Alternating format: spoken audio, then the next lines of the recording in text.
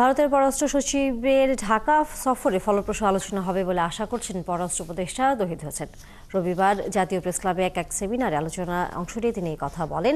SAARC journalist forum আয়োজিত সেমিনারে পররাষ্ট্র উপদেষ্টা বলেন, দুই দেশের সচিব পর্যায়ে নির্মিত বৈঠক এটি। উপদেষ্টা আরও বলেন, 5 অগাস্টের অভ্যুত্থান পরবর্তী পরিস্থিতিকে মেনে নিয়েই ভারত বাংলাদেশ সম্পর্কে এগিয়ে নিতে হবে। প্রধান উপদেষ্টার চাওয়া আঞ্চলিক সহযোগিতা সংস্থা সার্ক পুনর্জীবিত হোক। বড় দেশ হিসেবে এক্ষেত্রে ভারতকে এগিয়ে আসতে হবে বলে মনে করেন তিনি। পারস্পরিক সহযোগিতার মাধ্যমে দক্ষিণ এশিয়ার দারিদ্র্য বিমোচন সম্ভব বলেও মনে করেন পররাষ্ট্র উপদেষ্টা।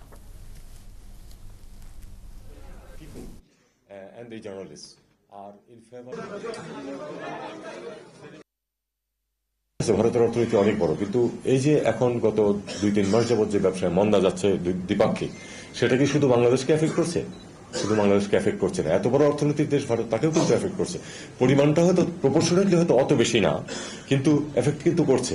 আপনি কলকাতার অর্থনীতি, পশ্চিমবঙ্গের অর্থনীতি যথেষ্ট ক্ষতিগ্রস্ত হচ্ছে এটার কারণে।